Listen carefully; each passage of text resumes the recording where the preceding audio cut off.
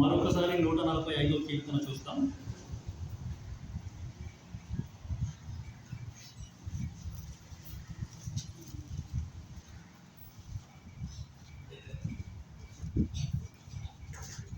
మొదటి నుండి 10 వచనాలు నేను చదువుతున్నాను. 145వ కీర్తన మరి మొదటి నుండి 10 వచనాలు నేను చదువుతున్నాను. సో దయచేసి గమనించవలసిందిగా మనం తెలుసుకున్నాం. స్తుతి కీర్తన దావీదుది. రాజువైన నా దేవా, నిన్ను గణపరచెదను, నీ నామమును నిత్యము సన్నుతించెదను. అనుదినము నేను నిన్ను స్తుతించెదను, నిత్యము నీ నామమును స్తుతించెదను. యెహోవా మహాత్యము గలవాడు, ఆయన అధిక స్తోత్రము నొందదగినవాడు. ఆయన మహాత్యము గ్రహింప శక్యము కానిది. ఒక తరము వారు మరి ఒక తరము వారి ఎదుట నీ క్రియలను కొనియాడుదురు, నీ పరాక్రమ క్రియలను తెలియజేయుదురు. మహోన్నతమైన నీ ప్రభావ మహిమను, నీ ఆశ్చర్య కార్యములను నేను ధ్యానించెదను. నీ భీకర కార్యముల విక్రమమును మనుషులు వివరించెదరు. నేను నీ మహాత్యమును వర్ణించెదను, నీ మహా దయారూపమును గూర్చిన కీర్తిని వారు ప్రకటించెదరు. నీ నీతిని గూర్చి వారు గానము చేసెదరు. యెహోవా దయా దాక్షిణ్యములు గలవాడు, ఆయన దీర్ఘశాంతుడు, కృపాతిశయము గలవాడు. యెహోవా అందరికీ ఉపకారి, ఆయన కనికరములు ఆయన సమస్త కార్యముల మీద ఉన్నవి. యెహోవా నీ క్రియలన్నీ నీకు కృతజ్ఞతాస్తుతులు చెల్లించుచున్నవి. నీ భక్తులు నిన్ను సన్నుతించుదురు. చదువుకున్న వాక్యం దేవుడు మనకు తెలియచును కదా. ఈ యొక్క ఆరాధన వర్తమానంలో చూసినట్టు ఈ యొక్క 145వ కీర్తన అంటే ఇది అందరి కీర్తన. సో ఈ కీర్తనలో అందరూ ఉన్నారన్నమాట. ఈ యొక్క కీర్తనలో నుండి ఇంకా కొన్ని విషయాలు మనం చూస్తాం. సో ఎంతో గంభీరమైన సమయానికి మనం వచ్చినప్పుడు, సో కాబట్టి జాగ్రత్తగా వినండి. వాక్యం జాగ్రత్తగా వినవలసిందిగా ప్రభు పేరుతో మనం చేస్తున్నాం. సో కాబట్టి రాత్రి 10 గంటలకు నాకు ఫోన్ చేసింది, నాగులపల్లికి పోవాలి అని. మరి వేరే వాళ్ళకు ఎందుకు పోవట్లేదు నాగులపల్లికి? నాగులపల్లికి రావడానికి ఎవరు ఇష్టపడతలేదంట. ఎందుకట్లా?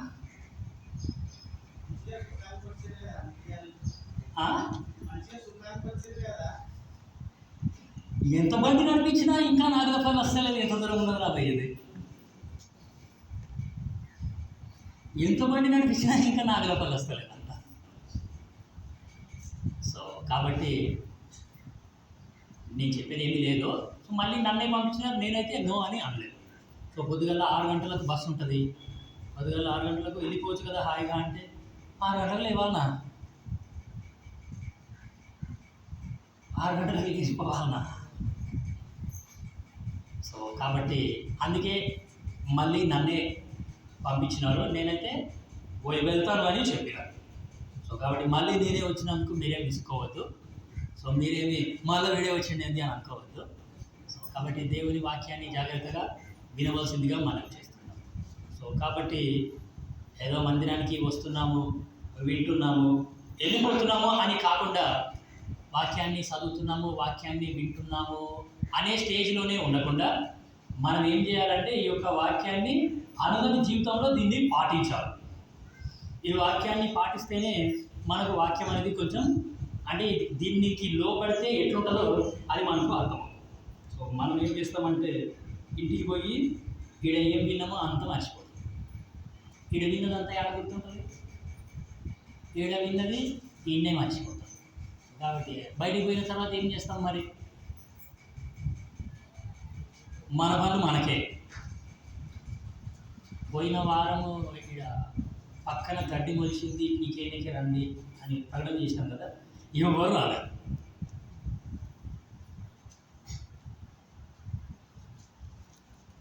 సో మనము ఇక్కడ నుండి బయటికి వెళ్ళిన తర్వాత ఏం చేయాలి అనే సంగతి కూడా బైబిల్లో దేవుడు మంచిగా రాసి పెట్టినాడు. యోహాను సువార్త 8:11. ఇక్కడ నుండి బయటికి వెళ్ళిన తర్వాత ఏం చేయాలి ఎందుకు చెయ్యాలి, ఎట్లా చెయ్యాలి, నువ్వు ఏం చెయ్యకూడదు, ఏం చెయ్యాలి, ఏం చెయ్యొద్దు. సో ఇవన్నీ కూడా ఈ యొక్క వాక్యంలో దేవుడు మంచిగా రాసిపెట్టినాడు. అందుకే మనకు ఈ వాక్యం అనేది చాలా అవసరం, మందిరం అనేది చాలా అవసరం. సో ఈ యొక్క దేవుని హెచ్చరికలు అనేవి చాలా అవసరం అనమాట. మనం ఏం చేయాలో, మనం ఏం చేయొద్దో ఈ యొక్క వాక్యం మనకు మంచిగా నేర్పిస్తుంది అనమాట. సో కాబట్టి ఇక్కడ నుంచి వెళ్ళిన తర్వాత నా ఇష్టం వచ్చినట్టు నేను జీవిస్తాను అని అంటే యేసుప్రభు మాత్రం ఒప్పుకోడు. యోహాను సువార్త 8వ అధ్యాయము 11వ వచనము, ఆమె లేదు ప్రభువా అనెను. అందుకు యేసు, నేనును నీకు శిక్ష విధింపను, నీవు వెళ్ళి ఇక పాపము చేయకుమని ఆమెతో చెప్పాను. ఇక్కడ నుండి బయటికి వెళ్ళిపోయిన తర్వాత ఏం చేయాలంట? పాపము చేయొద్దు, నా ఇష్టానుసారంగా నేను జీవిస్తాను, ఏమైనా సరే మళ్ళీ అదే బతుకుతా, ఏమవుతుందో చూద్దాం అని అట్లా మొండి పట్టుదల ఉండదు. దేవుడు చాలా మంచిగా చెప్పినాడు. ఇక్కడ సందర్భం మనందరికీ బాగా తెలుసు కదా. సో పాపం చేస్తూ, జారత్వం చేస్తూ ఒక అమ్మాయి పట్టుబడ్డదంట. సో దాని తర్వాత 9వ వచనం చూడండి. ఆమె వారా మాట విని పెద్దవారు మొదలుకొని చిన్నవారి వరకు ఒకరి వెంట ఒకరు బయటికి వెళ్ళిరి.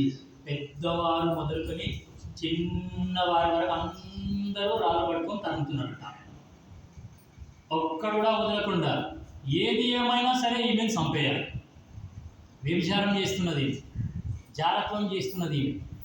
కాబట్టి ఈమెను ఏం చేయాలి? ఇప్పుడు పెద్దవారు మొదలుకొని చిన్నవారు అందరూ రాళ్ళు పట్టుకొని ఆమెను తరుముతున్నారు, కొట్టి చంపేయాలి. నన్ను కాపాడేది ఎవరు? ఆమెకే అర్థం కాదు. పక్కనే సమాజ మందిరం ఉందంట, ఆ మందిరంలోకి వెళ్ళిపోయింది. రక్షకుడే అక్కడ ఉన్నాడు. ఆమెను ఏ వ్యక్తి అయితే కాపాడగలుగుతాడో ఆ వ్యక్తి అక్కడ ఉన్నాడు. ఆయన దగ్గరికి పోయేసరికి ఈ యేసుప్రభుని చూసిన తర్వాత యేసుప్రభు ముందర ఒక వ్యక్తిని శిక్షించే దమ్ము ఎవరికైనా ఉందా? సో కాబట్టి ఈ బైబిల్ దేవుడు మనకు చాలా అవసరం. ఈ యేసుప్రభు నాతో పాటు ఉండగా ఏ మానవుడు కూడా నన్ను శిక్షించలేడు. నన్ను తాకాలంటే అది యేసుక్రీస్తు ప్రభుల వారి యొక్క అనుమతి తీసుకొని తాకాలి. సో కాబట్టి వాళ్ళు కూడా ఏం చేసినారు? హాయిగా యేసుప్రభు దగ్గరికి వచ్చేసరికి యేసుప్రభుతో కూడా మాట్లాడు. కాబట్టి ఈమె జారత్వం చేస్తూ మరి వ్యభిచారం చేస్తూ పట్టబడింది. ఈమెను ఏం చేయాలి? రాళ్ళు వేసి కొట్టాలి. ధర్మశాస్త్రంలో మోసేసి. కాబట్టి యేసుప్రభు ఏమో నేల మీద ఏమో రాస్తున్నాడు. లేవియాకాండం 20వ అధ్యాయము 10వ వచనం రాసిండు యేసుప్రభు. చదువుతారా?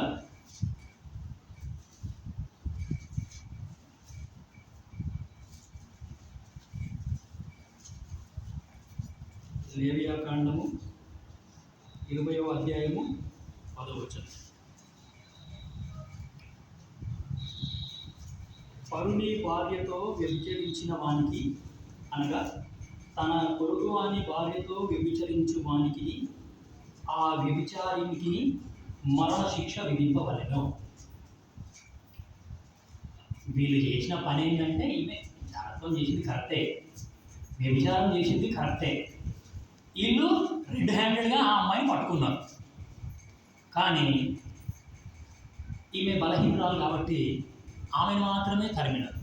ఆమెతో పాటు వ్యభిచారం చేసినప్పుడు ఇంకోటి ఉన్నాడు కదా. వాడు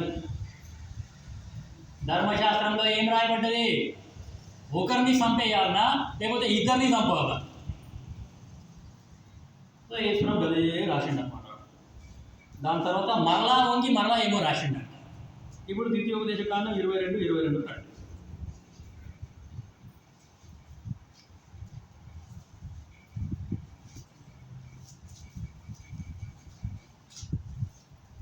ద్వితీయోపదేశకాండము 22వ అధ్యాయము 22వ వచనం. ఒకడు మగనానితో శయనించుచుండగా కనబడిన ఎడల వారిద్దరూ. మీకు అర్థమవుతుందా అమ్మ? వీళ్ళు ఎవరిని చంపుదామని వచ్చినారు? ఇద్దరినా ఒక్కరినా? ఒకరినే.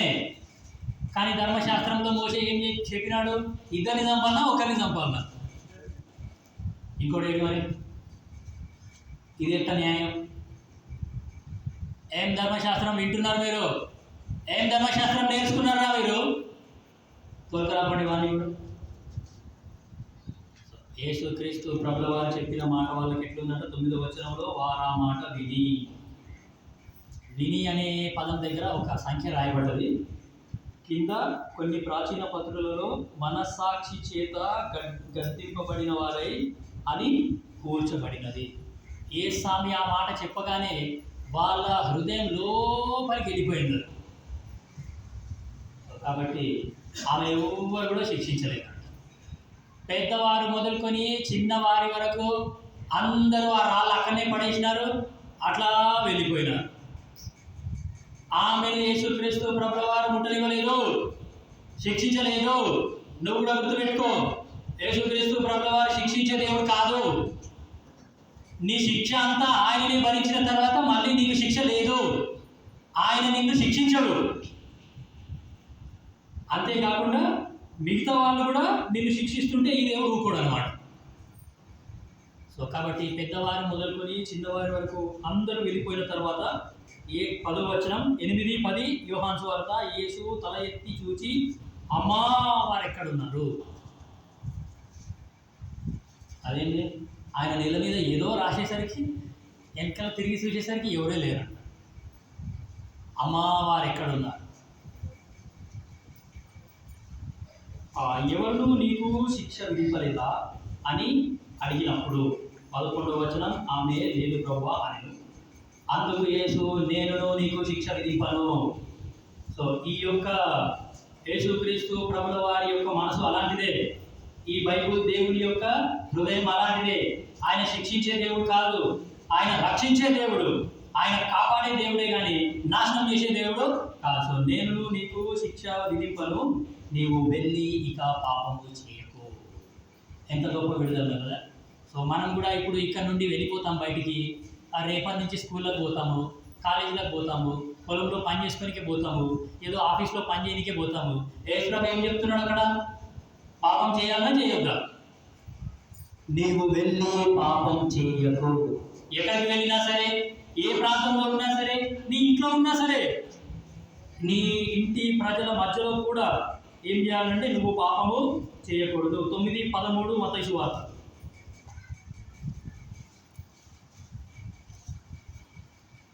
మత్తయి సువార్త 9:13. అయితే నేను పాపులను పిలువ వచ్చితిని కానీ నీతిమంతులను పిలువ రాలేదు కనుక కనికరమనే కోరుచున్నాను కానీ బలిని కోరను అను వాక్యభావం ఏమిటో మీరు వెళ్ళి నేర్చుకొనుడి అని చెప్పాను. వెళ్ళి నేర్చుకొనుడి, వెళ్ళి వాక్యం నేర్చుకొనుడి. నెంబర్ 1, వెళ్ళి పాపం చేయొద్దు, వెళ్ళి వాక్యం నేర్చుకోవాలంటే ఇక్కడ నుంచి బయటికి వెళ్ళిపోయిన తర్వాత మేము హాయిగా సినిమా చూస్తాము, సీరియల్ చూస్తాము, టీవీలు చూస్తాము, మా ఇష్టం వచ్చినట్టు జీవిస్తాం కాదు. యేసుక్రీస్తు ప్రభుల వారు వెళ్ళి పాపం చెయ్యకు అంటున్నాడు. వెళ్ళి వాక్యం నేర్చుకో. ఇక్కడ చెప్పబడిన వాక్యం దాని భావం అట్లనే ఉందో లేదో పోయి నేర్చుకో అని అర్థం. మత్తయి సువార్త 21:28.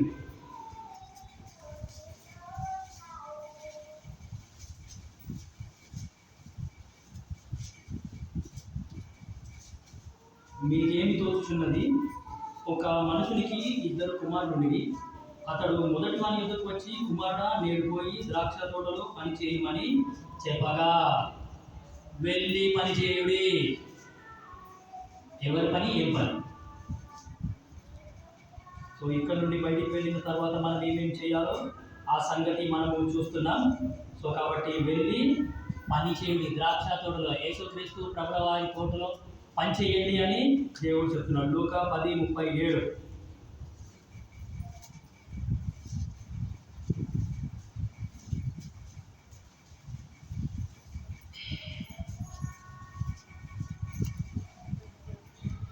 అందుకు యేసు నీవు వెళ్ళి అలాగూ చేయుమని అతనితో చెప్పాను. కాబట్టి మంచి సమరయుడి కథ ఇది.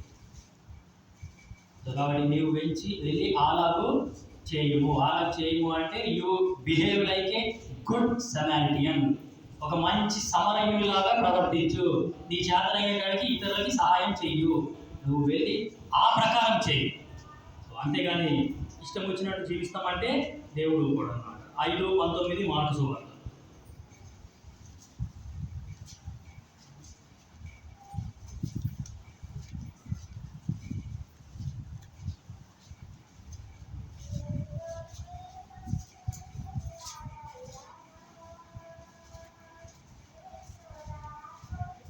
ఆయన వానికి సెలవీయక, నీవు నీ ఇంటి వారి యొద్దకు వెళ్ళి, ప్రభువు నీ యందు కనికరపడి నీకు చేసిన కార్యములన్నిటినీ వారికి తెలియజేపు మనను.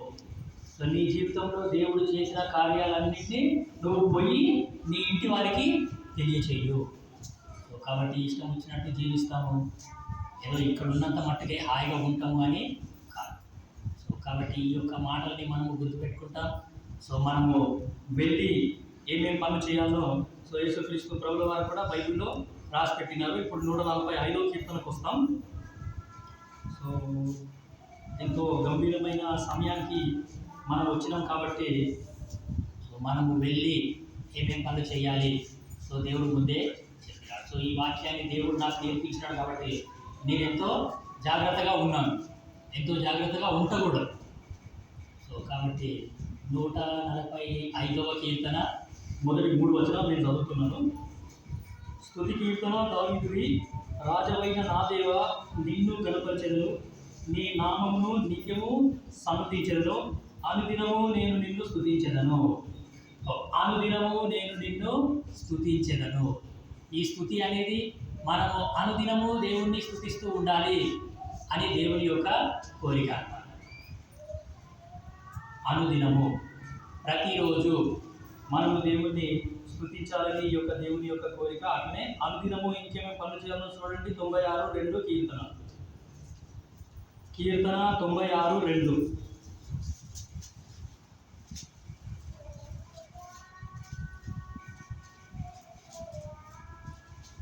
యెహోవా మీద పాడుడి, ఆయన నామమును స్తుతించుడి, అనుదినము ఆయన రక్షణ సువార్తను ప్రకటించుడి. అనుదినము దేవుణ్ణి స్తుతించాలి, అనుదినము ఆయన రక్షణ సువార్తను ప్రకటించాలి. 88:9 కీర్తన. 88వ కీర్తన 9వ వచనము. బాధ చేత నా కన్ను క్షీణించుచున్నది, యెహోవా ప్రతిదినము నేను నీకు మొరపెట్టుచున్నాను, నీ వైపు నా చేతులు చాపుచున్నాను. అనుదినము చేయాల్సిన పనులమ్మా ఇవి. ప్రతిదినము నేను నీకు మొరపెడుతున్నాను, అనుదినము నేను నిన్ను స్తుతిస్తున్నాను. దాని తర్వాత అనుదినము ఆయన రక్షణ సువార్తను ప్రకటించండి. సో ప్రతిదినము ఆయనకు మొరపెట్టండి. సో ఇలాంటి పనులు చేయాలి, మనం ఇదే విధంగా ఉండాలి అని ఈ యొక్క బైబిల్ దేవుడు కోరుతున్నాడు. మరి నేను ఈ విధంగా జీవిస్తున్నానా? నేను అనుదినము దేవుణ్ణి స్తుతిస్తున్నానా? లేకపోతే కేవలం మందిరానికి వచ్చిన రోజు ఆదివారం రోజు మాత్రమే స్తుతిస్తున్నాను? పరీక్షించుకోవాల్సిన టైం వచ్చింది. అనుదినము ఆయన రక్షణ సువార్తను ప్రకటించండి అని దేవుడు అంటున్నాడు. నేనే ప్రకటించవచ్చిన అనుదినం. ఇప్పుడు ఎట్లా పాల్పొందాలి అందులో? సో కాబట్టి అనుదినము మొరపెట్టండి. ప్రతిదినము ఏం చేయాలంటే ఆయనకి మొరపెట్టాలంట. ప్రతిరోజు మనం ప్రార్థన చేసుకుంటున్నామా? సో 3 రకాల ప్రార్థనలు ఉన్నాయి నిజానికి బైబిల్లో. ఒకటి పర్సనల్ ప్రేయర్, వ్యక్తిగత ప్రార్థన. రెండవది కుటుంబ ప్రార్థన. మూడవది సంఘ ప్రార్థన. చేసుకుంటున్నామా? మరి అనుదినము చేసుకుంటున్నావా? అనుదినము నాకు నా పర్సనల్ ప్రార్థన నేను చేసుకుంటున్నానా? అనుదినము నా ఇంట్లో కుటుంబ ప్రార్థన అనేది ఉందా? అసలు దేవుడు నా కుటుంబాన్ని ఎందుకు ఇచ్చినాడు? పిల్లలను ఎందుకు ఇచ్చినాడు? సో అనుదినము కుటుంబ ప్రార్థన, అనుదినము వ్యక్తిగత ప్రార్థన, సో సంఘ ప్రార్థన. సో క్రమం తప్పకుండా సంఘానికి, సంఘ ప్రార్థనకి అటెండ్ అవ్వాలని ఈ యొక్క దేవుడు కోరుతున్నాడు. ఇంకొక వచనం చూడండి, అనుదినం ఏం చేయాలో. 6:16 దానియేలు 6:16.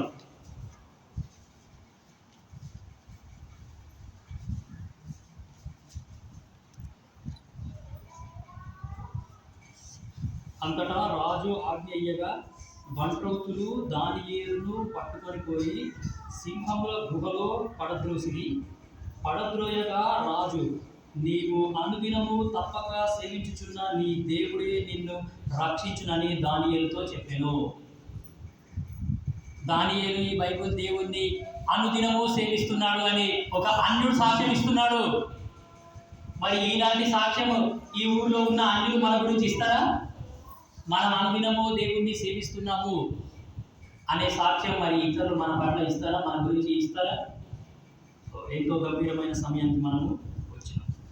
నిజాన్ని మనం చేసేది ఎంతో చూడండి ఒకసారి. మనం అనుదినం ఏం చేస్తాం? లూకా సువార్త 16:12.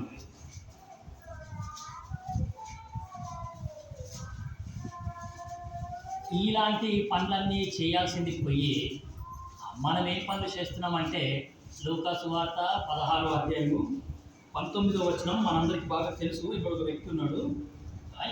ఒక వ్యక్తి అంటే ఇక మనమే అన్నట్టు.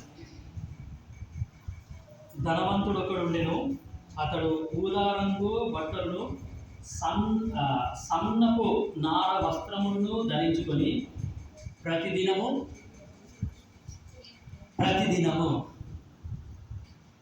బహుగా సుఖపడుచుండెను. ప్రతిదినము వాడు బహుగా సుఖపడుతున్నాడంట. అనుదినము దేవుణ్ణి స్తుతించాల్సింది పోయి, అనుదినము దేవుని రక్షణ సువార్తను ప్రకటించాల్సింది పోయి, అనుదినము ప్రార్థన చేయాల్సింది పోయి, అనుదినము వాక్యాన్ని ధ్యానించాల్సింది పోయి, వీడు ఏం చేస్తున్నాడంట? బహుగా సుఖపడుతున్నాడంట. అబ్బో, ఇప్పుడు మనం ఏం చేస్తున్నాం? అనుదినము మనం ఏం చేస్తున్నాము? ఎన్నో సంవత్సరాల నుండి మందిరానికి వస్తున్నాము, ఎన్నో సంవత్సరాల నుండి వాక్యం వింటున్నాము. మరి ఈ వాక్యాన్ని ఏమైనా జాగ్రత్తగా పాటిస్తున్నామా లేదా? ఒక అమ్మాయికి పెళ్లి సంబంధం వచ్చిందంట. ఆ అమ్మాయి ఏకైక కుమార్తె. వాళ్ళ తల్లిదండ్రులకి ఒకే ఒక కుమార్తె అంట. వీళ్ళంతా విశ్వాసులే. నేను చెప్పేదంతా విశ్వాసుల గురించి, అవిశ్వాసుల గురించి కాదు. అవిశ్వాసులతో అన్యులతో నాకు అసలు సంబంధం లేదు. వాళ్ళ గురించి నేను చెప్పాను. వాళ్ళలో ఎవరైతే పాలు పొందుతారో గసంటల గురించి చెప్తారు. సో ఆ అమ్మాయికి సంబంధం వస్తే అబ్బాయి తరఫున ఏమి అంటే వాళ్ళు 4 అన్నదమ్ములు ఉంటారు. 4 అన్నదమ్ములు, 2 అక్క చెల్లెలు. ఈమెనేమో ఒక్కతే కుమార్తె వీళ్ళకి. సో మరి ఈ పిల్లవాళ్ళ తల్లిదండ్రి అంటే మంచిగానే తెలుసుకున్నారు. వాళ్ళు మంచి కుటుంబం అంటే మంచిగా ఉంటారు, ఆత్మీయంగా మంచిగా ఉంటారు, చర్చిలో మంచి స్థానం వాళ్ళకు ఉంది. వాళ్ళు అదే క్రమం తప్పకుండా వస్తారు, అన్ని మీటింగ్స్కు అటెండ్ అవుతారు. మీ అమ్మాయిని అడిగి పంపిస్తే మంచిగా సుఖపడుతుంది, హాయిగా ఉంటుంది, మంచిగా వాక్యపు వలయంలోనే ఆమె ఉంటుంది. ఆమె ఎక్కడ బయటికి పోదు, ఆత్మీయంగా మంచిగా ఉంటుందంటే ఆ పిల్లవాళ్ళ తండ్రి అన్న మాట ఏంటంటే 4 కొడుకులు, 2 పిల్లలు, 2 అమ్మాయిలు, మళ్ళా అత్తమ్మ. మా అమ్మాయి ఆ ఇంటికి పోయి అంతమంది చేసి పెట్టాలన్నా.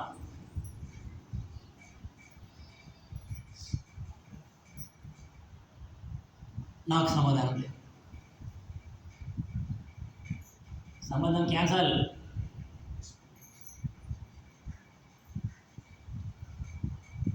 సో కాబట్టి అనుదినము మనం ఏం చేస్తున్నాం? అనుదినము కనుక మనము ఇట్లా ఉంటే మనకు నిజంగా ఎంతో ధన్యత అనేది ఉంది. వాక్యానుసారంగా ఉంటే అనుదినం అంటే ఆ వ్యతిరేకం ఉండడం కాదు. మా అమ్మాయి ఆ ఇంటికి పోయి అంతమందికి చేసి పెట్టాలన్నా మాకు సమాధానం లేదు. సంబంధం క్యాన్సల్. మాకు ఉద్దేశం ఆ సంబంధాన్ని వాళ్ళు వదిలేసినారు. సో కాబట్టి మనం ఏం చేస్తున్నాము? అనుదినము ఎట్లా ఉంటున్నాము? అపోస్తుల కార్యములలో కొద్దిమంది ఉన్నారంట. సో వాళ్ళు అనుదినము ఏం చేస్తున్నారో చూడండి. 2:46. అపోస్తుల కార్యములు 2:46.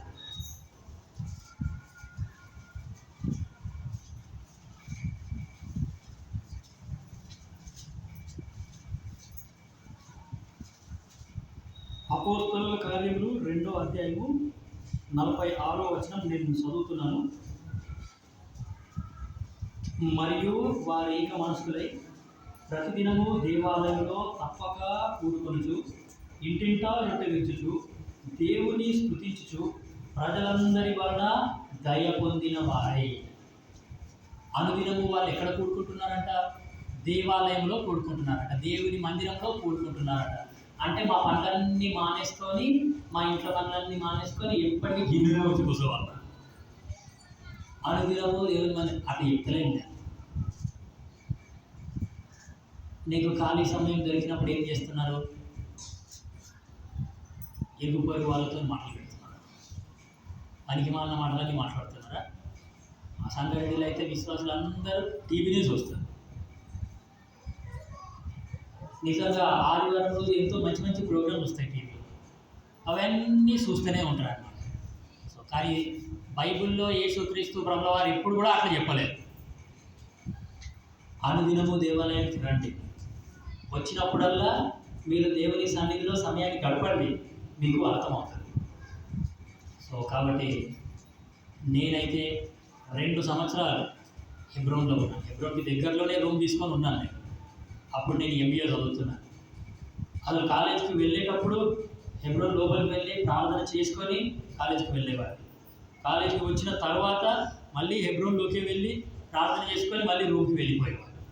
సో అట్లా అనుదినము ఏం చేయాలంటే దేవాలయానికి రావాలంట. సో అనుదినము దేవాలయానికి వచ్చి సహవాసం కలిగి ఉండాలి. ఈ యొక్క సహవాసంలో మనం ఎన్నో విషయాలు నేర్చుకుంటాము అని ఈ యొక్క దేవుడు తెలియజేస్తున్నాడు. ఇదే అపోస్తుల కార్యంలో 5:42.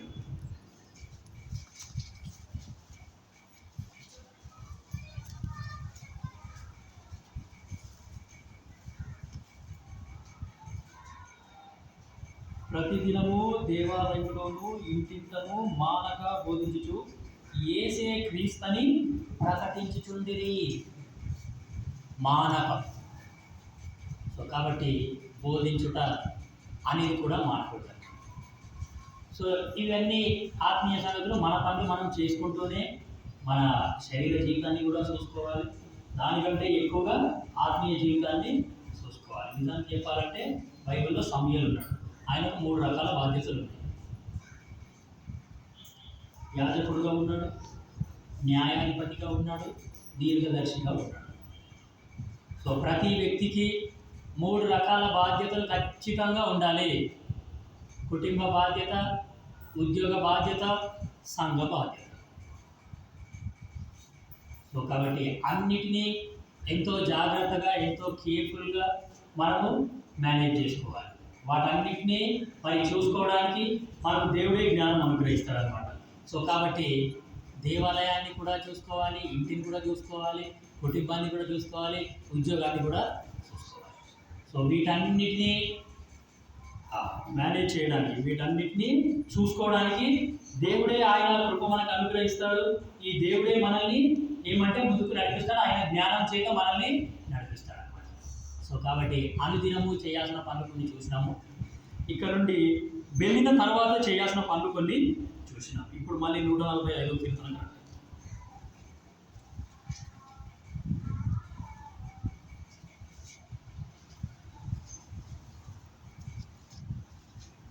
4వ వచనం నేను చదువుతున్నాను. 145వ కీర్తన 4వ వచనం చాలా ప్రాముఖ్యం. సో ఈ యొక్క వచనాన్ని నేను చదువుతున్నాను, దయచేసి గమనించండి. ఒక తరము వారు మరి ఒక తరము వారి ఎదుట నీ క్రియలను కొనియాడుదురు, నీ పరాక్రమ క్రియలను తెలియజేయుదురు. ఒక తరము వారు మరొక తరము వారి ఎదుట నీ క్రియలను కొనియాడుదురు. మా తాత ఉన్నాడు, ఆయనది ఒక తరం. మా నాయన ఉన్నాడు, ఆయన తర్వాత తరం. మా నాయన తర్వాత నేనున్నాను, నాదొక తరం.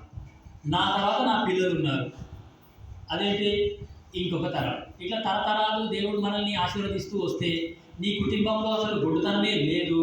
నీ కొడుకులకి పిల్లలు పుట్టినారు, నీ కూతుర్లకి పిల్లలు పుట్టినారు. తరతరాన్ని దేవుడు ఇట్లా ముందుకు తీసుకొనే పోతున్నాడు. ఆ తరతరానికి ఏం చేయాలంట? ఆడ మంచి మాట ఉంది కదా, నాకు ఈ మాట చాలా ఇష్టం. ఒక తరము వారు ఇంకొక తరము వారి ఎదుట నీ క్రియలను, యేసుక్రీస్తు ప్రభుల వారు నీ జీవితంలో చేసిన నీ యొక్క ఆ యొక్క క్రియలని నీ తర్వాత తరానికి తెలియచేయి. అందుకే దేవుడు నీకు తరతరాలు ఇస్తూ ఉన్నాడు. అందుకే దేవుడు ఏం చేస్తున్నాడు? నీ ఇంట్లో గొడ్డుతనం అనేది పెట్టలేడు అనమాట. ఎంతసేపు మరి పిల్లల్ని మీ నాయన అసలు ఏం చేయలేడు, అంత మా ఊళ్ళే తెచ్చిపెట్టిండు, అంత మా ఊళ్ళే చేస్తున్నారు, మా ఊళ్ళే ఇంటికి నుంచి అన్నీ పంపించినారు, మీ నాయన పెద్ద సోడిగా ఉన్నాడు, గిసుంటే కాదు చెప్పాల్సింది. తర్వాత తరానికి మనం చెప్పాల్సింది గిరి కాదు. ఒక తరము వారు ఇంకొక తరము వారి ఎదుట నీ క్రియలని కొనియాడుదురు. సో కాబట్టి దేవుడు నీ జీవితంలో చేసిన ఈ యొక్క అద్భుత కార్యాలని నీ తర్వాత తరానికి నువ్వు తెలియజేయి. నువ్వు ఏదైతే చూస్తున్నావో, నువ్వు ఏదైతే గమనిస్తున్నావో, ఆ తర్వాత తరం వాళ్ళు కూడా అదే నేర్చుకుంటారు. సో కాబట్టి 22వ కీర్తన 30వ వచనం.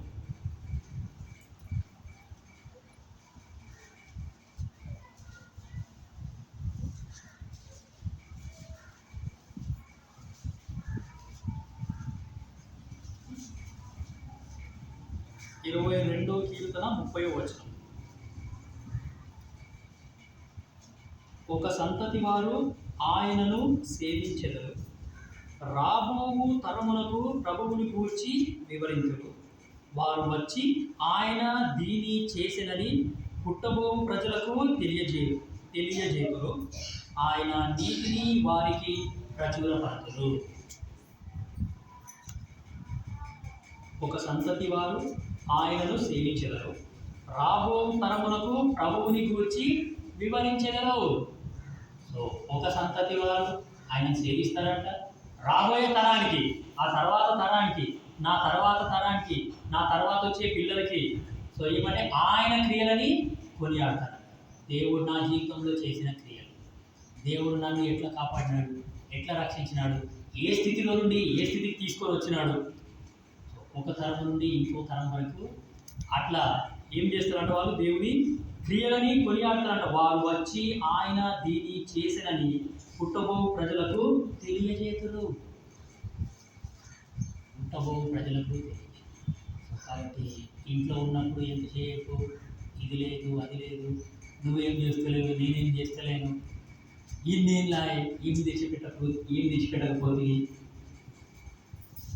అట్లా గొడవడం కాదు. కానీ సో దేవుడు ఏం చేస్తున్నాడు, సో ఒక తరం వారికి ఇంకొక తరం వారి ఎదుట ఏమంటే ఆయన క్రియలను కొనియాడాలి అని దేవుడు చెప్తున్నాడు. 78:5 కీర్తన.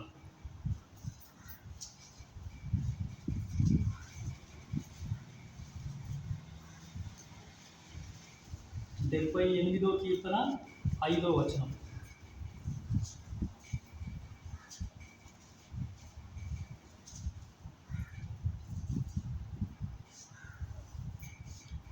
రాగల తరములలో పుట్టబోవు పిల్లలు దాన్ని నెరుగునట్లును, వారు లేచి తమ పిల్లలకు దానిని వివరించినట్లును, వీరును దేవుని యందు నిరీక్షణ గలవారై దేవుని క్రియలను మరొకయుండి.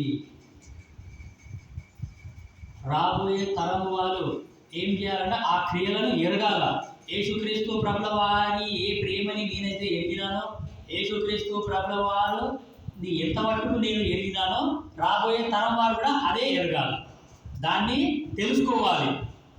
అప్పుడు దేవునికి ఎంతో సంతోషం అన్నమాట. సో నిజానికి ఇట్లా తరతరాలకి మనము వాక్యాన్ని నేర్పిస్తుంటే ఎంతో గొప్ప ఆశీర్వాదం. 112వ కీర్తన 1-3 వచనం. అద్భుతమైన ఆశీర్వాదం ఉంటాడు.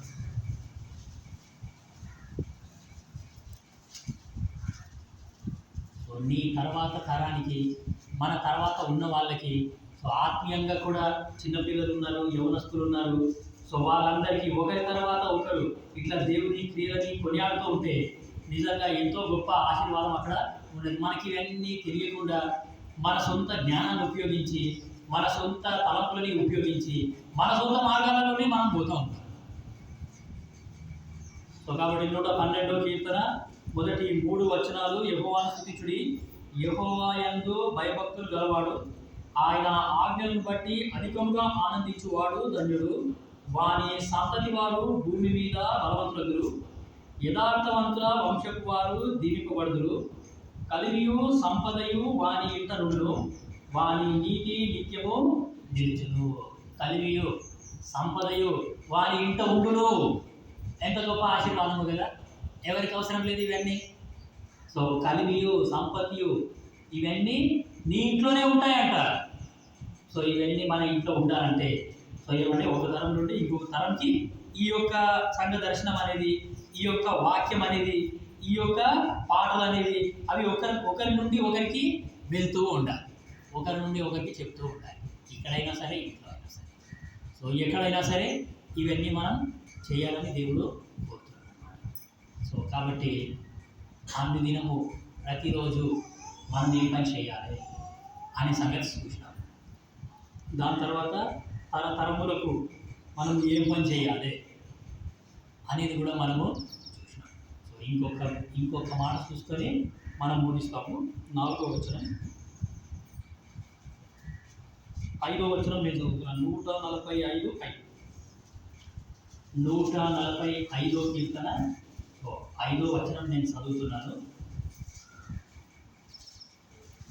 మహోన్నతమైన నీ ప్రభావ మహిమను, నీ ఆశ్చర్య కార్యములను నేను ధ్యానించాలి.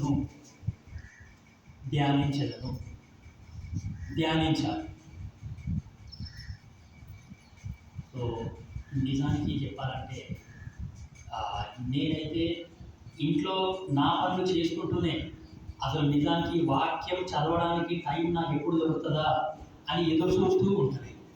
వాక్యాన్ని ధ్యానించడానికి నాకు సమయం ఎప్పుడు దొరుకుతుంది అని ఎదురు చూస్తూ ఉంటాను.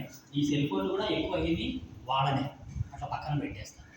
సో కాబట్టి నా పనులు నేను చేసుకుంటూనే, నా భార్య పిల్లలకి సహాయం చేస్తూనే, నా పిల్లల యొక్క చదువుల విషయంలో, వాళ్ళ హోంవర్క్ రాసే విషయంలో కానీ, వాళ్ళకి చదువు చెప్పే విషయంలో కూడా వాళ్ళకి సహాయం చేస్తూనే ఏమంటే ఖాళీ సమయం దొరికిన ప్రతిసారి నేను వాక్యాన్ని ధ్యానించడం కానీ, ఏదో ఒక పదాన్ని ధ్యానించడం కానీ, లేకపోతే ఒక అధ్యాయాన్ని అర్థం చేసుకోవడానికి ప్రయత్నించడం అది చేస్తుంటాను అన్నమాట. లేదు అంటే ఒక పాటనైనా నేర్చుకుందాము అని పాటల్ని కూడా నేర్చుకుంటాను. సో కాబట్టి ఇట్లా నా లోపల దేవుడు ఇలాంటి ఆలోచన అంటే నా హృదయం దేవుని యొద్ద స్థిరపడ్డ తరువాత ఏమంటే నేను అసలు ఇంట్లో నుంచి బయటికి వెళ్ళడమే మానేసిన మొత్తానికి.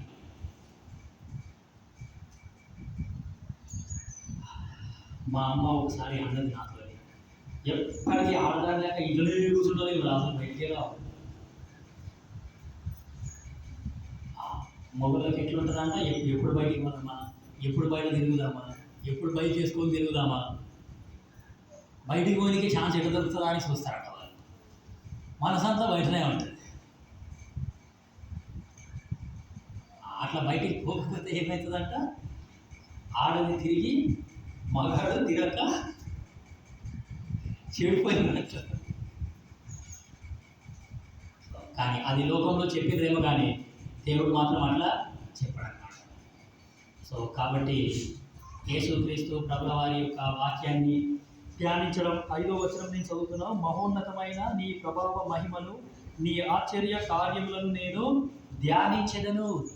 సో మన ధ్యానం దేని గురించి ఉన్నది, మనము దేని గురించి ధ్యానిస్తున్నాము సో అనే సంగతి మనము తెలుసుకోవాలి. సో ఈ అన్నిటి గురించి వీటన్నిటిని మనము పరీక్షించుకొని ఈ యొక్క బలలో పాల్పొందాలని దేవుడు కోరుతున్నాడు. సో ఈ విధమైన జీవితం కనుక నాకు లేకపోతే సో నేనెంతో ప్రమాదంలో ఉన్నాను. నాకు నచ్చిందే నేను చేస్తాను, నేను ఇట్లనే ఉంటా, ఎంత వాక్యం విన్నా అంతే, నేను ఇట్లనే ఉంటా అని మొండి పట్టుదల ఉంటే అది మరి మనకెంతో ప్రమాదాన్ని తీసుకొని వస్తుంది. 119వ కీర్తన 27వ వచనం.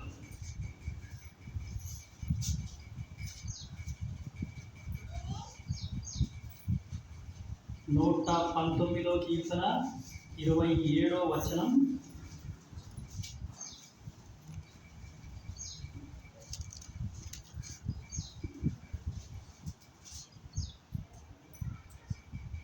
నీ ఉపదేశ మార్గమును నాకు బోధపరచుము, నీ ఆశ్చర్య కార్యములను నేను ధ్యానించెదను. మన ధ్యానం దేని గురించి ఉంది? యేసుక్రీస్తు ప్రభుల వారి యొక్క ఆశ్చర్య కార్యాల్ని నేను ధ్యానిస్తున్నానా లేదా? అసలు ఆయన ఏమైనా కార్యాలు చేసిండా నా జీవితంలో? చేస్తే మనం ఖచ్చితంగా ధ్యానిస్తాం అన్నమాట.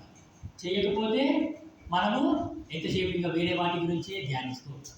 మన ధ్యానం వేరే వారి మీద.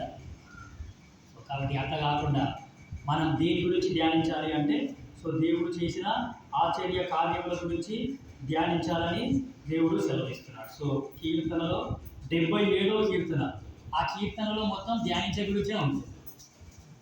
మరి మీరు గమనించినారో లేదు, 77వ కీర్తన అనేది మొత్తం ధ్యానించే దాని గురించే ఉంటుంది. ధ్యానించుడి, ధ్యానించుడి, ధ్యానించుడి, ధ్యానించుడి, ఈ విషయాన్ని ధ్యానించండి, ఈ విషయాన్ని ధ్యానించకండి, ఈ విషయాన్ని ధ్యానించండి అని ఉంటుంది. 77వ కీర్తన 3వ వచనం, దేవుని జ్ఞాపకము చేసుకున్నప్పుడు నేను నిట్టూర్పు విడుచుచున్నాను, నేను ధ్యానించినప్పుడు నా ఆత్మ కృంగిపోవుచున్నది. సో దేవుని గురించి ధ్యానిస్తున్నాను, నేను దేవుని గురించి ధ్యానిస్తున్నాను. ఈ బైబిల్ దేవుడు ఎలాంటి వాడు, ఆయన ఎలాంటి కార్యాలు చేసేవాడు, ఆయన ఎలాంటి మాటలు మాట్లాడేవాడు, ఆయన ఎవరి పట్ల ఎలాంటి మేలు చేసినాడు, ఆయన ఎవరిని ఎలా శిక్షించినాడు. సో ఈ దేవుని గురించి ధ్యానిస్తున్నాడు. సో ఈ దేవుడు ఎలాంటి సృష్టిని సృష్టించినాడు, ఆ సృష్టి ఎంత గొప్పది, ఆ సృష్టిలో ఏమేమి పెట్టినాడు ఆయన. సో కాబట్టి ఇవన్నీ ధ్యానించాలి అని దేవుడు కోరుతున్నాడు. సో కాబట్టి దేవుని గురించి ధ్యానించాలి. దాని తర్వాత 6వ వచనం, 77:6, నేను పాడిన పాట రాత్రి యందు జ్ఞాపకం చేసుకొందును, హృదయమున ధ్యానించుకొందును. పాటలు, సో మనకున్న ఈ యొక్క పాటలు, సో ఎంతో మంచి పాటలే. కాబట్టి ఈ యొక్క పాటల గురించి కూడా మనము ధ్యానించాలని దేవుడు చెప్తున్నాడు. సో ఎంత మంచి పాటలు అంటే, నిజానికి ఈ యొక్క అదర్ డినామినేషన్ వాళ్ళు మన డినామినేషన్కి ఎక్కువగా అట్రాక్ట్ అయ్యేది ఈ పాటల వల్లనే. సో కాబట్టి ఏమంటే ఎంతో మంచి అర్థము, ఎంతో మంచి రాగము, ఎంతో మంచి భావము ఉన్న ఈ యొక్క పాటలను ధ్యానించాలని దేవుని యొక్క కోరిక అన్నమాట. నేను కూడా ఈ పాటల గురించి ధ్యానించినాను. ఈ పాటలు అసలు ఎట్లా రాసినారు, ఈ పాటలు ఎవరెవరు రాసినారు, ఏ సందర్భంలో ఎట్లా రాసినారు. పరిశుద్ధ సమాజ కూడికలు జరుగుతుంటే ఆ గొప్ప దైవజనుడు అట్లా వాక్యం చెప్తుంటే ఈ ఫస్ట్ లైన్లో కూర్చొని అప్పుడే వాళ్ళు పాట రాసేటోళ్ళు. ఆ పాట రాసేసి ఆ మీటింగ్ అయిపోగానే ఆయన ఆ దైవజనుడి దగ్గరికి వచ్చి, బ్రదర్ నేను మీరు ఇప్పుడు చెప్పిన వాక్యాన్ని పాట రాసినారు, మనం పాడదాం ఇప్పుడు ఇది అని వాళ్ళు అప్పుడే ఆ పాట పాడేసేటోళ్ళు. ఎంతో అద్భుతంగా వెంటనే ఆ యొక్క కార్యాలు జరిగిపోయేవి. సో కాబట్టి బీజే పాల్ అనే అంకుల్ ఈ యొక్క పుస్తకంలో ఆల్మోస్ట్ 70% పాటలు ఆయననే రాసినాడు. 70% పాటలు బీజే పాల్ అంకుల్ రాసినాడు. డాన్ మోజెస్ అని ఇంకొక ఆయన ఉంటాడు. సో ఆయన కూడా ఎన్నో పాటలు రాసినాడు అన్నమాట. సో దాని తర్వాత యేసుపాదం, వాళ్ళ పేర్లన్నీ నేను ఈయనే రాసి పెట్టాను ఈ పాటల పుస్తకంలో. సో యేసుపాదం అని ఇంకొక సేవకుడు కూడా ఉన్నాడు. సో ఆయన ఈ యొక్క పాటలని రాసినాడు. దాని తర్వాత మార్టిన్ అని ఇంకొక దైవ, వీళ్ళంతా ఆ భక్త సింగ్ తాతతోని సేవ చేసేవాడు అన్నమాట. సో ఆయనతో పాటు ఆ పాటలు నిజంగా ఎంత మంచి రాగము, ఎంత మంచి భావము, ఎంత మంచి అర్థము. అసలు వాళ్ళు ఆ కాలంలో ఆ పాటలు పాడుతుంటే కూడా అసలు నిజమైన అర్థం అనేది మనకు అర్థమవుతుంటుంది. సో కాబట్టి దాని తర్వాత లాసర్ సేన్ అని ఆయన కూడా పాటలు రాసినాడు. దాని తర్వాత ఫిలిప్ అంకుల్ కూడా కొన్ని పాటలు రాసినాడు. కాబట్టి హల్లెలూయా పాడేదా, ప్రభు నిన్ను కొనియాడేదన్ అనే పాట నచ్చని వాళ్ళు ఎవ్వరూ ఉండరు. అసలు ఆ పాట అందరికీ ఇష్టం. సో కాబట్టి జేసీరావు అనే అంకుల్ ఆ పాట రాసినాడు. సో కాబట్టి ఈ పాటల గురించి కూడా మనం ధ్యానించాలని యేసుక్రీస్తు ప్రభుల వారి యొక్క కోరిక. సో కాబట్టి ఇంకా దేని గురించి ధ్యానించాలో చూడండి. 77వ కీర్తనలు ఇంకొకటి ఉన్నారు, 12వ వచనం,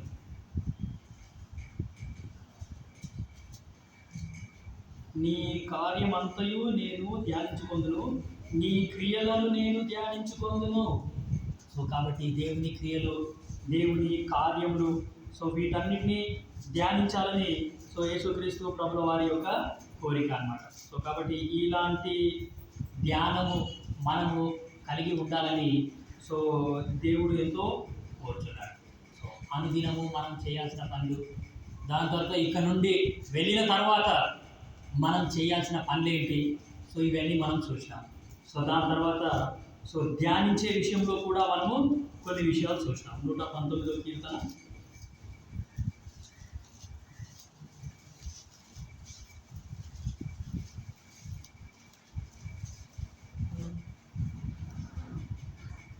15వ వచనం. 119:15 నీ ఆజ్ఞలను నేను ధ్యానించెదను.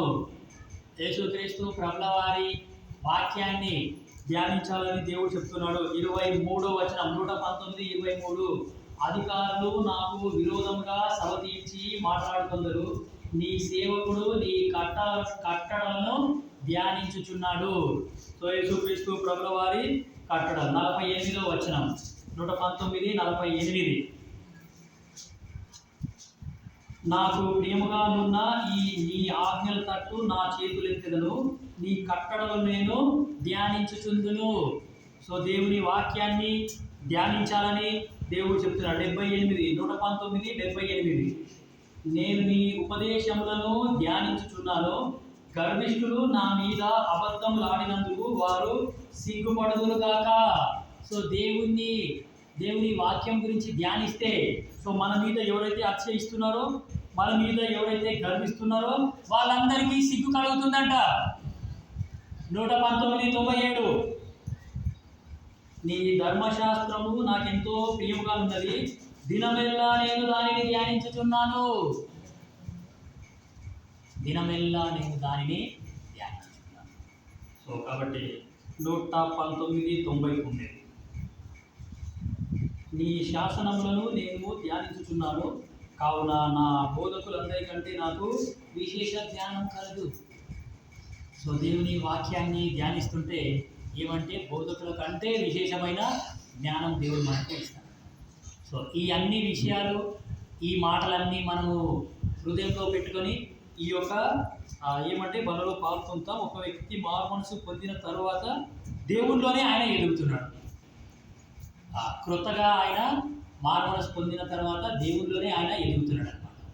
సో దేవుళ్ళు ఎదుగుతుంటే కొత్తగా బైబిల్ చదువుతున్నాడు కాబట్టి సో ఈ బైబిల్లో ఒక్కొక్క పేజ్ ఆయన చదువుతూ ఉంటే ఆయన కన్నీళ్ళు కారిపోతుంది.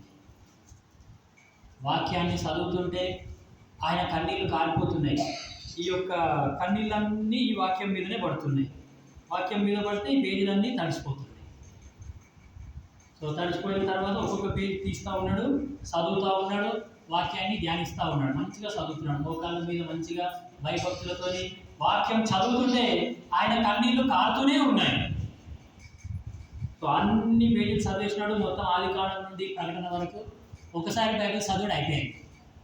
దాని తర్వాత మరొకసారి చదువుదామని ఆ యొక్క వాక్యాన్ని తీసేసినాడు, ఆ వాక్యాన్ని విప్పినాడు. విప్పేసరికి అదంతా కన్నీళ్ళతో తడిచిపోయింది కాబట్టి ఈ అక్షరాలు ఏమీ కనిపించలేదు. కనిపించకపోతే ఆయన కొత్త బైబిల్ కొనుక్కున్నాడు. ఈ పాత బైబిల్ని ఇట్లనే పెట్టేసి కొత్త బైబిల్ కొనుక్కున్నాడు. ఆయన కొత్త బైబిల్ కొనుక్కొని మళ్ళీ చదవడం ఆరంభించినాడు. మళ్ళీ చదువుతుంటే అదే పట్టుదలతో చదువుతున్నాడు. ఆయన హృదయం కరిగిపోతుంది, ఆయన యొక్క మనసు మెత్తబడుతుంది, ఆయన భారాలన్నీ తొలగిపోతున్నాయి, ఆయనలో నుండి ఎంతో గొప్ప బరువు దిగిపోతున్నట్టు అనిపిస్తుంది. కన్నీళ్ళు కారుతూనే ఉంటాయి. మళ్ళీ బైబిల్ మొత్తం చదివాడు. మళ్ళీ బైబిల్ మొత్తం కన్నీళ్ళతో నిండిపోయింది. ఆ బైబిల్ కూడా చదవడం అయిపోయింది. మళ్ళీ నెక్స్ట్ టైం చదువుదామని తీస్తే ఆ అక్షరాలు సరిగ్గా కనిపిస్తలేదు. మళ్ళీ బైబిల్ పక్కకు పెట్టి కొత్త బైబిల్ కొనుక్కున్నాడు. మళ్ళీ ఆ కొత్త బైబిల్ చదువు స్టార్ట్ చేస్తాడు. సో కాబట్టి అట్లా సో మరి మనం ఒకసారి చదివేసినాము, అయిపోయింది, ఎంతసేపు విన్నదే వినాలన్నా, ఎంతసేపు చదివిందే చదవాలన్నా, ఆ విధంగా మనం ఎప్పుడైనా చదివినామా మరి బైబిల్ని? కనీసం ఆ విధంగా ఎప్పుడైనా విన్నామా బైబిల్ని? వాక్యం గురించి వింటే మన మనసు తేలికపడుతుందా? నా లోపల గర్వం తగ్గిపోతుందా? ఇంకా గర్వం ఎక్కువ వస్తుందా? నా లోపల కోపం తగ్గుతుందా? ఇంకా ఎక్కువ కోపం వస్తుందా? నా ప్రవర్తన అనేది మారుతుందా? ఇంకా దౌర్భాగ్యంగా ప్రవర్తిస్తున్నాను నేను. ఆయన వాక్యం చదువుతుంటే ఆ వ్యక్తి అట్లా నిలబడి వాక్యం చెప్తుంటే, ఆయన సాక్ష్యం చెప్తుంటే నేను కూర్చొని విన్నాను, అదే చెప్తున్నాను. ఆయన తరువాత ఏమి అంటే ఆయనకి కుమారులు పుట్టినారు, ఒక కొడుకు ఒక కూతురు పుట్టినారు ఆయనకి. సో పిల్లలేమో మందిరానికే వచ్చినారు, కానీ పిల్లలేమి క్రీస్తులో అంత ఎదిగలేదు, చాలా మూర్ఖంగా తయారైపోయినారు. ఎంత వాక్యం చెప్పినా వినలేదు, ఎంత ఇది చేసినా, ఎంత గద్దించి చెప్పినా, ప్రేమగా చెప్పినా అసలు వాళ్ళు వినలేదు. సో ఒక సందర్భం వచ్చింది, ఆయన చనిపోయాడు. సో చనిపోయిన తర్వాత ఏమి అంటే ఆయన యొక్క సెల్ఫ్ని క్లీన్ చేస్తున్నారు అనమాట. ఈ పిల్లలే, ఇద్దరు పిల్లలు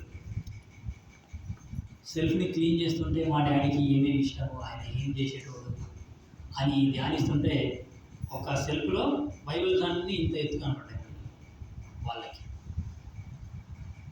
ఆ వ్యక్తి యొక్క చదివిన బైబిల్స్ అన్నీ ఇంత ఎత్తు కనపడ్డాయి.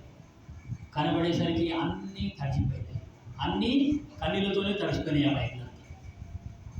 ఆ సంగతి వాళ్ళు చూసి మరి ఏంది బైబిల్ ఇట్లా అయింది అని వాళ్ళ అమ్మకు పోయి అడిగితే వాళ్ళ అమ్మ అప్పుడు చెప్పింది వాళ్ళకి, మీ నాయనకి వాక్యం అంటే చాలా ఇష్టం, ఈ వాక్యాన్ని ఆయన ఎంతో జాగ్రత్తగా ధ్యానించేటోడు, ఈ వాక్యాన్ని చదువుతుంటే ఆయన కన్నీళ్లు కారిపోతుండే, ఆయన కన్నీళ్లు కారిపోయి మరి ఆ కన్నీళ్లు పడ్డ బైబిల్ ఇది.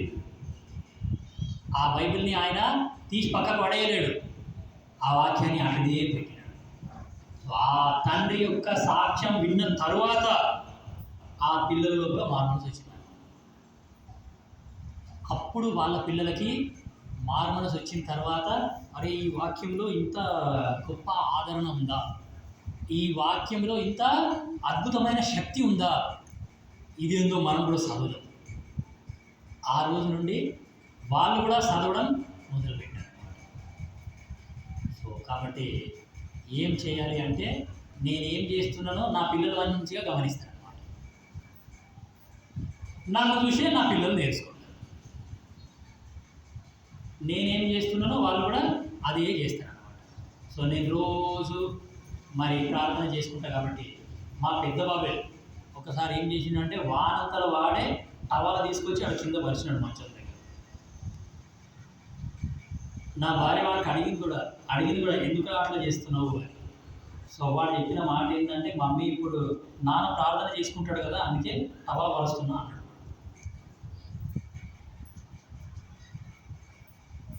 నేనేం చేస్తున్నానో నా పిల్లలు గమనిస్తున్నారండి. నేను కనుక నా భార్యతో కొట్లాడుకుంటా, ఇష్టం వచ్చినట్టు మాటలు మాట్లాడుకుంటా, ఇష్టం వచ్చినట్టు తిట్టుకుంటూ ఉంటే ఇప్పుడు ఆ పిల్లలు తిట్లు నేర్చుకుంటారా, వాక్యం నేర్చుకుంటారా? సో కాబట్టి ఇట్లనే ఒక చోట మందిరం అయిపోయిన తర్వాత నేను ఆ మందిరానికి అటెండ్ అయిన తర్వాత సాపలు తీసేస్తున్నాను.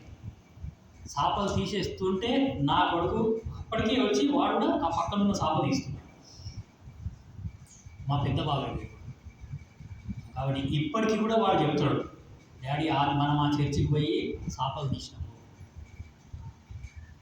సో కాబట్టి నేనేం చేస్తున్నానో నా పిల్లలు గమనిస్తున్నారు, నేనేం చేస్తున్నానో నా పిల్లలు అదే నేర్చుకుంటారు. సో అందుకే మనం చాలా జాగ్రత్తగా ఉండాలి, మనం చేసేదే పిల్లలు నేర్చుకుంటారు. కాబట్టి నా పిల్లలకు నేను ఏం నేర్పిస్తున్నాను, నా తర్వాత దేవుడు నాకు పిల్లలను ఇచ్చినాడు, ఆ పిల్లలను నేను ఎట్లా పెంచుతున్నాను పరీక్షించుకోవాలి. ఇవన్నీ పరీక్షించుకొని ఈ యొక్క బలలో పాల్పొందాలని యేసు నామమున మనవి చేస్తున్నా. సో కాబట్టి దేవునితో సరి చేసుకొని మానవులతో కూడా సరి చేసుకొని ఇందులో పాల్పొందాలి. సో ఇందులో పాల్పొందడానికి అందరూ ఆహ్వానితులు. ఫలానా వ్యక్తికి పాల్పొందే అర్హత లేదు అని చెప్పి అధికారం కూడా నాకు లేదు. ఇందులో పాల్పొందడానికి అందరూ అర్హులే, అందరూ ఆహ్వానితులే. సో కాకపోతే నీకు రక్షణ అనుభవం ఉండాలి, యేసుక్రీస్తు ప్రభుల వారి ఇంట్లో జన్మించిన అనుభవం నీకు ఉండాలి, ఆత్మచేత జన్మించిన అనుభవం నీకు ఉండాలి, బ్యాప్టిజం నీటి బాప్టిజంలో సాక్ష్యం ఇవ్వాలి, హస్త నిక్షేపణ కలిగి ఉండాలి. దాని తర్వాత ఇందులో పాల్పొందొచ్చు. సో కాబట్టి మోకరించండి, మనం ప్రార్థన చేస్తాం. సో నాకు తెలిసి వచ్చే వారం కూడా నేనే వస్తానని అనిపిస్తుంది. దేవుడి చిత్తమైతే చూస్తాం. నాకు రాత్రి 10 గంటలకు ఫోన్ చేసి చెప్పారు కాబట్టి నేను కూడా ఎక్కువ ఏమీ వాక్యాన్ని ధ్యానించలేదు, హడావిడిగా వచ్చేసినాను. వచ్చే వారం కూడా నేనే వచ్చేటట్టయితే ఇంకా మంచిగా వాక్యాన్ని ధ్యానించి చెప్తాం. కాబట్టి మోకరించండి, ప్రార్థన చేస్తాం. ఈ యొక్క చాలా గంభీరమైన సమయానికి మనము వచ్చినాం ప్రార్థనలో ఉండడం.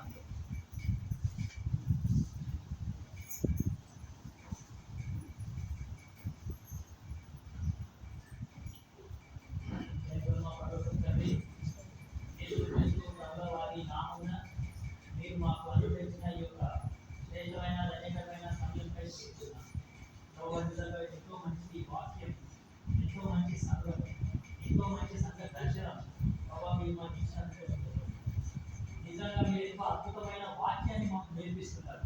అందుకని కూడా చూపించి ఆలోచించారు ప్రభావ. మరి ఎంతో గంభీరమైన సమయాన్ని నేర్పిస్తున్నారు ప్రభు.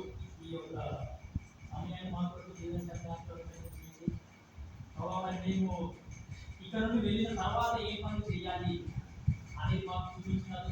మీరు వెళ్ళి పాపం చేయకు అన్నారు, నా ద్రాక్షలో పని చేయు అన్నారు ప్రభావ.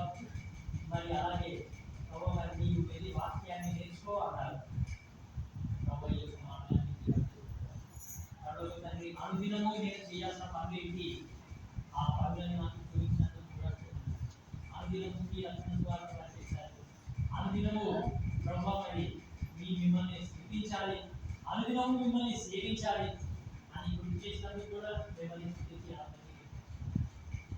తండ్రి. అలాగే నాయన మరి ఒక తరం వారు ఇంకొక తరం వారు వెళ్తారు, ఏం పనులు చేయాలి అనే విషయం కూడా మాకు తెలియజేసినప్పుడు మీ ఆశ్చర్య కార్యాలని, మీరు మా జీవితంలో చేసిన గొప్ప కార్యాలని, అద్భుత కార్యాలని ప్రభావ మేము రాబో తరానికి తెలియజేయాలని గుర్తు చేసినందుకు మిమ్మల్ని స్థుతిస్తున్నాను ప్రభావ. మరి అలాగే మా జ్ఞానం దేని గురించి ఉండాలి అనే సంగతి కూడా మాకు తెలియజేసినందుకు మీకు తండ్రి. మరి ఇక్కడ వచ్చబడిన ఈ యొక్క లోపలకు ప్రభావ మరి యొక్క సమయాన్ని మా కొరకు యేసుక్రీస్తు ప్రభువారి యొక్క శరీరానికి సాధించిన యేసుక్రీస్తు ప్రభువారి యొక్క రక్తానికి సాధించిన యొక్క పానీయాన్ని బట్టి ప్రభావ మరి వీటితో పాపము పొందుతున్నాం ప్రభావ. మరి యేసుక్రీస్తు ప్రభువారి మనసులను మీకు కూడా కలిగి ఉండేలాగా మాకు కూడా సహాయం చేస్తూ రావాల్సిందిగా దీనిగా కోరుతూ ప్రభావ హృదయాన్ని చర్చిస్తూ పరలోక రాజ్యం కొరకు సిద్ధపడేలాగా సహాయం చేశారు. మమ్మల్ని అందరినీ మీ రాకడ కొరకు సిద్ధపరచవలసిందిగా కోరుకుంటున్నాం.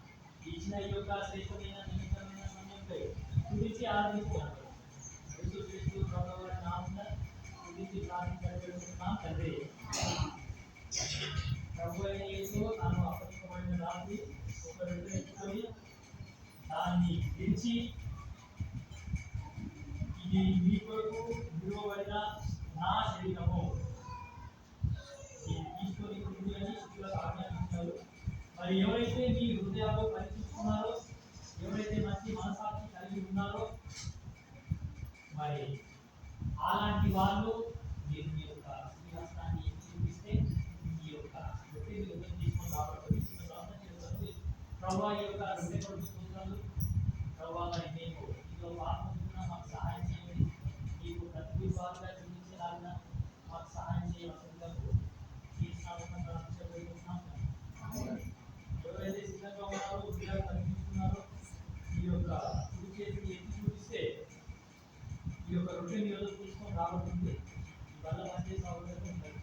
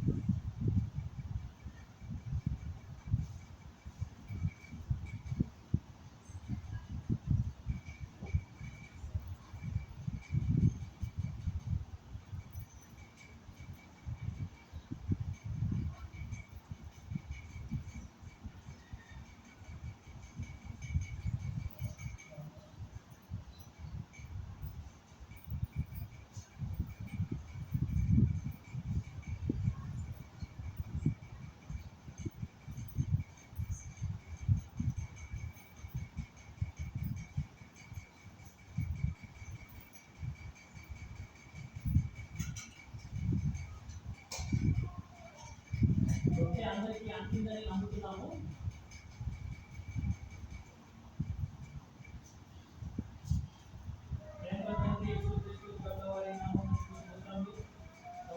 అద్భుతమైన సమయం అందిస్తున్నారు. మరి హృదయాలు పరీక్షించుకొని మరి రొట్టెలో పాల్గొన్న వీళ్ళందరికీ ద్రాక్ష రసంతో కూడా స్థుతిస్తున్నాం. ప్రభావ పాల్గొనేటప్పుడు సాయం చేయండి. నీవే ఐదో సువార్త, ఈ యొక్క ఐదో సువార్తలో మేము కూడా జీవించేలాగా సహాయం చేయవలసిందిగా కోరుతున్నాం. ఏ స్నానం ప్రార్థించగలిగినా ఆ ప్రకారం జరుగుతున్న ఆ యొక్క పాత్రను తీసుకొని కృతజ్ఞత హక్కులు చెల్లించి ఇది అనేక వరకు చెల్లింపబడిన నిబంధన. కాబట్టి ఎవరైతే రొట్టెలో పాల్గొన్నారో వాళ్ళందరూ ద్రాక్ష రసంలో కూడా పాల్గొనవలసిందిగా కోరుతున్నాం. ఈ చెయ్యి కనబడేటట్టు ఎక్కించండి. వచ్చినప్పుడు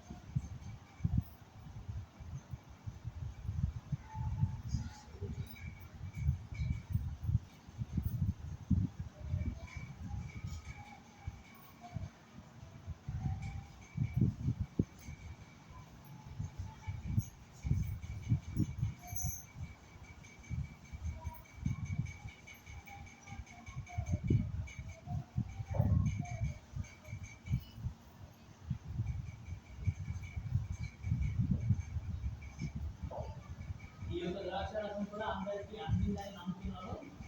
ప్రార్థన చేసుకుందాం.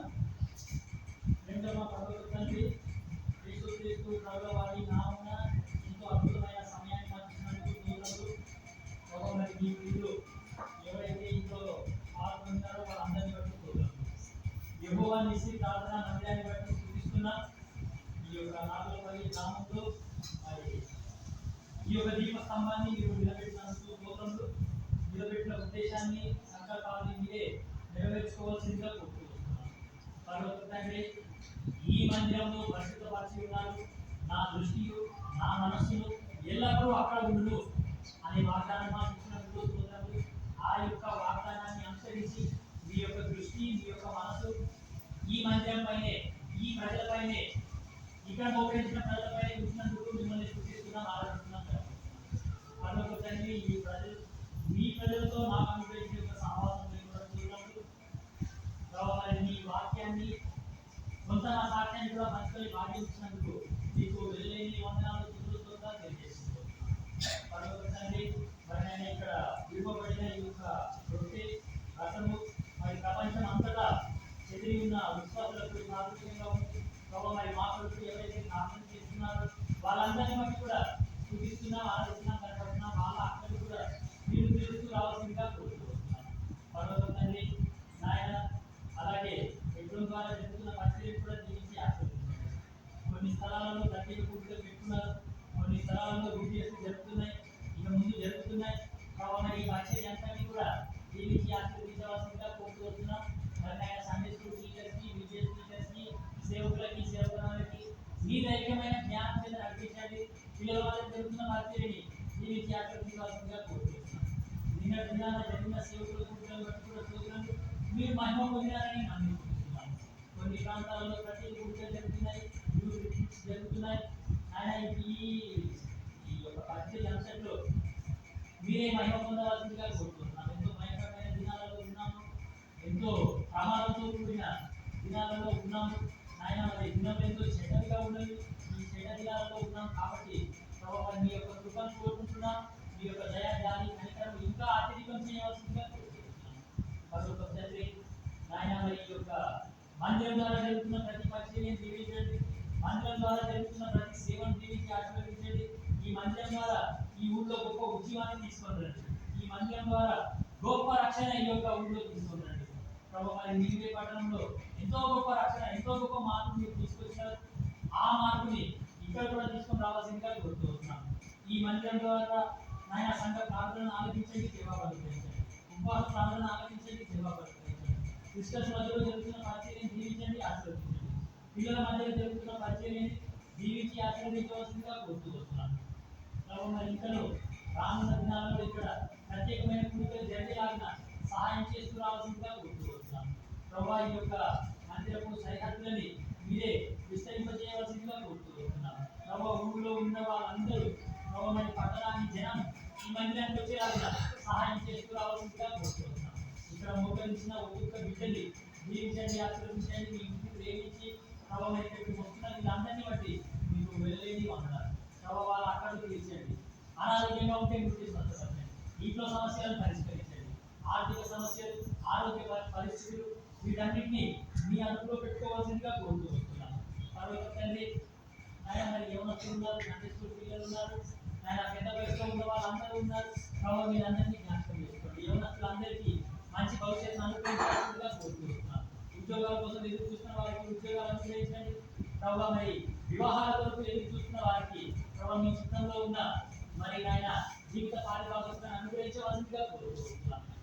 తండ్రి జీవితంలో స్థిరత్వం లేని వాళ్ళని మీరే స్థిరపరచవలసిందిగా కోరుకుంటున్నాను. తండ్రి మరి ఆయన ఇక్కడ జరుగుతున్న ప్రతి ఒక్క పరిస్థితిని దీవించి ఆస్వాదించవలసిందిగా కోరుకుంటున్నాను. ఆయన ఇంట్లో ప్రభావ మరి మా మధ్యలో మరి చెప్పుకోలేని పరిస్థితుల్లో ఎవరైనా ఉంటే వాళ్ళని కూడా ఆయన జ్ఞాపకం చేసుకోవాల్సిందిగా కోరుకుంటున్నాను. తండ్రి మరి ఆయన ఈ యొక్క సంఘాన్ని ఇతర రానున్న దినాలలో అభివృద్ధి చేయవలసిందిగా కోరుకుంటున్నాను. సేవకుడు రమేష్ బట్టి కూడా చూడాలి. కాబట్టి వాళ్ళ నాన్నగారిని మీరే ఉండి సంపూర్ణమైన స్వస్థత అనుగ్రహించవలసిందిగా కోరుకుంటున్నాను.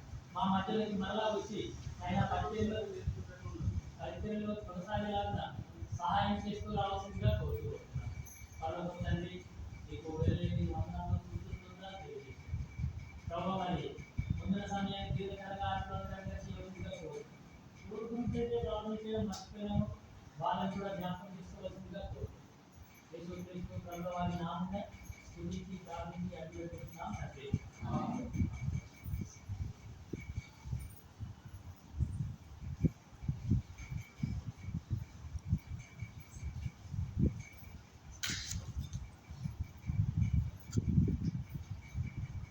లేచి నిలబడండి.